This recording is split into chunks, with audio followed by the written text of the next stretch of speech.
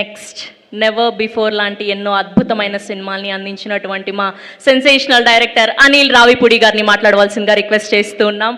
భగవంత్ కేసరి ఈ పేరు చాలా ఏండ్లు యాద్ ఉంటుంది.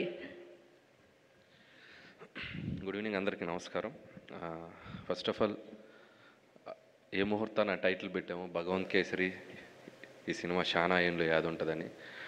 అది నా కెరీర్లోనే ఒక స్పెషల్ ఫిలిం.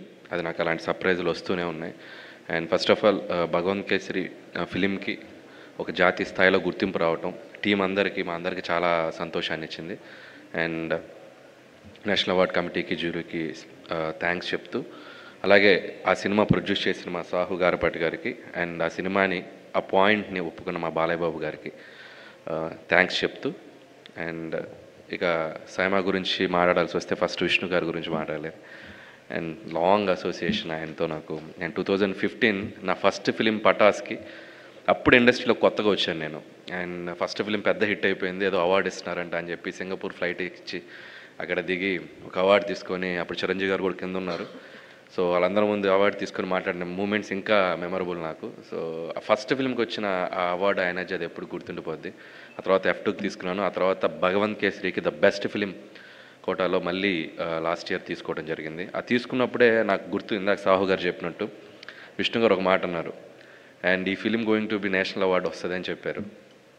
ఆ సినిమాకి అంత పొటెన్షియల్ ఉంది, మంచి ఫిలిం తీశారు, డెఫినెట్గా నేషనల్ అవార్డు వస్తుంది అప్పుడే గెస్ట్ చేశారు ఆయన. థ్యాంక్ యూ విష్ణు గారు, and thank you so much. And SIIMA అవార్డ్స్కి ఒక స్పెషల్ ఏంటంటే చాలా అథెంటిక్గా, చాలా జెన్యూన్గా, ఎటువంటి ఇది ఇన్ఫ్లుయెన్స్లు ఉండవు. ఒరిజినల్గా సినిమాలో కంటెంట్ని బట్టే వాళ్ళు అవార్డ్స్ ఇస్తూ వస్తుంటారు. సో ఆ విషయంలో నిజంగా వాళ్ళకి హ్యాట్స్ ఆఫ్ చెప్పాలి. అండ్ అలాగే సైమా అవార్డ్స్ అనేది not only awards, connecting talents from different states. So అందరూ ఒక డయాస్ మీద, అన్ని లాంగ్వేజెస్ ఒక డయాస్ మీద, అంత డిఫరెంట్ టాలెంట్ ఒక డయాస్ మీద కలవటం, ఒకరికొకరితో మాట్లాడుకోవటం, నాలెడ్జ్ షేరింగ్, క్రియేటివిటీ షేరింగ్ కానీ, అది చాలా బ్యూటిఫుల్గా ఉంటుంది ఆ జర్నీ, ఆ 1 or 2 days.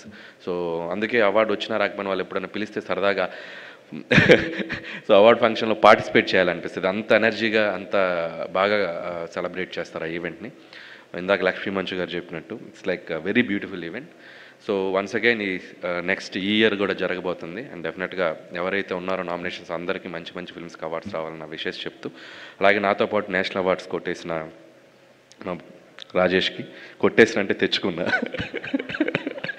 ఏదో మాస్గా వాడిన, అలాగే మన హనుమాన్, అలాగే బ్రదర్ VFX, అండ్ అలాగే రోహిత్ అందరికీ పేరు పేరున థ్యాంక్స్ చెప్తూ బెస్ట్ విషయం చెప్తున్నాను. And thank you so much. Thank you Anil గారు, thank you so much. And next